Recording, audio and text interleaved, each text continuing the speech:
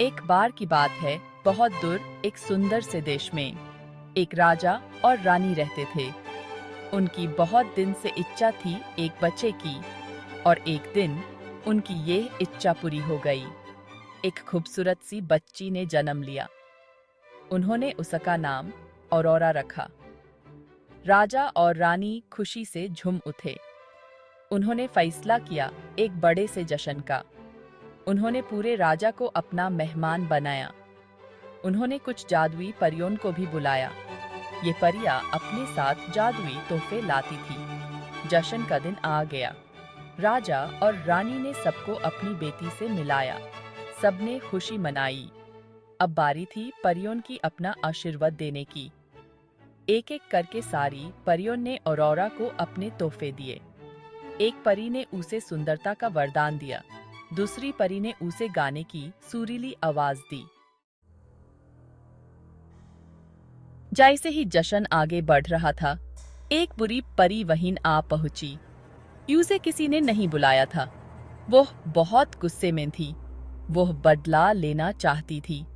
वो बुरी परी चिल्लाते हुए दरबार में घुस गई। सब लोग डर गए। तुमने मुझे बुलाना ही भूल गए, वो चिल्ले। तो ये लो मेरा तोहफा। बुरी परी ने औरोरा की तरफ उंगली उठाई। जब ये 16 साल की होगी तो वो खिलखिला कर बोली, ये एक चरखे की सुई से अपनी उंगली चुभा लेगी और उसकी मौत हो जाएगी। राजा और रानी डर से कांप गए। मेहमान भी डर के मारे थरथरा रहे थे। औरोरा का खुशियों भरा दिन एक डरावने सपने में बदल गया था।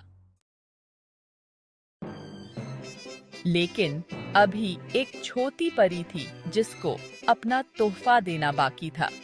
वो एक पर्दे के पीछे छुपी हुई थी। यह परी बहुत नेक और दयालु थी। वो औरोरा की मदद करना चाहती थी। वो छोटी परी आगे बढ़ी। मैं इस श्राप को पूरी तरह से खत्म नहीं कर सकती, उसने धीरे से कहा, लेकिन मैं इसे बदल जरूर सकती हूँ। छोटी परी ने अपनी जादुई छड़ी घुमाई। औरोरा की मौत नहीं होगी, वो बोली। इसके बजाय वो गहरी नींद सो जाएगी। सिर्फ उसके सच्चे प्यार का चुंबन ही उसे जगा सकेगा। राजा और रानी अभी भी परेशान थे, लेकिन छोटी परी के शब्दों ने उन्हें थोड़ी आशा दी। उन्हें उम्मीद थी कि एक दिन उनकी बेटी इस श्राप से मुक्त हो जाएगी। राजा और रानी औरोरा की रक्षा करना चाहते थे। उन्होंने पूरे राजा से सारे चरखे उठवा दिए। उन्हें लगा कि ये उसे सुरक्षित रखेगा। साल बीतते गए। औरोरा एक खूबसूरत लड़की बन गई। वह बहुत दयालु और सुंदर थी, बिल्कुल उस छोटी परी की तरह। लेकिन श्राप अभी भी उसके सर पे मंडरा रहा था। औरोरा के 16वें जन्मदिन पर वो महल के एक पुराने कमरे में चली गई। वहां उसने एक बुधिया को चरखा काटते हुए देखा। औरोरा ने आज तक कभी चरखा नहीं देखा था। उसे देखकर औरोरा उससे छूने के लिए आगे बढ़ी। वो बुधिया कोई और नहीं बल्कि वो ही बुरी परी थी। औरोरा की उंगली चरखे की सुई से चुभ गई, और जैसे ही बुरी परी ने कहा था, औरोरा गहरी नींद सो गई। छोटी परी ने सब कुछ देख लिया था। वो जानती थी कि यूज कुछ करना होगा। औरोरा की रक्षा करने के लिए उसने अपनी जादुई शक्ति का इस्तेमाल किया। उसने पूरे राजा को गहरी नींद सुला दिया।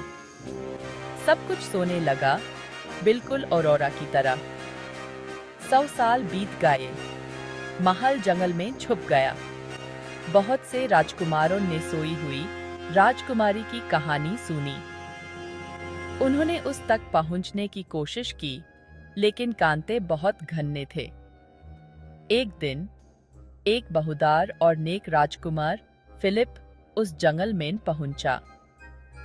उसने सोई हुई राजकुमारी की कहानी सुनी थी। वो यूज बचाने की ठान चुका था। यूजे कांटों से कोई डर नहीं लगता था। जैसे ही फिलिप महल के पास पहुंचा, कांटे अपने आप हट गए। छोटी परी की जादुई शक्ति को एहसास हो गया था कि ये औरोरा का सच्चा प्यार है। फिलिप महल के अंदर गया। उसने औरोरा को एक कमरे में सोते हुए पाया। वो बहुत शांत लग रही थी, जैसे कोई सपना देख रही हो। फिलिप ने झुककर औरोरा के होंठ को चूम लिया। उसी पल जादू टूट गया। औरोरा ने अपनी आंखें खोली और फिलिप को देखकर मुस्कुराई। वो आखिरकार आजाद हो गई थी। प्योर महल में राजा जाग उठा। राजा और रानी जागे। गांव के लोग जागे। वो लंबी नींद खत्म हो चुकी थी। औरोरा और फिलिप की शादी हो गई। वो हमेशा हमेशा के लिए खुश रहे। और इस तरह सोने वाली सुंदरी का श्राप टूट गया, ये साबित करते हुए कि सच्चा प्यार हमेशा बुराई पर विजय प्राप्त करता है।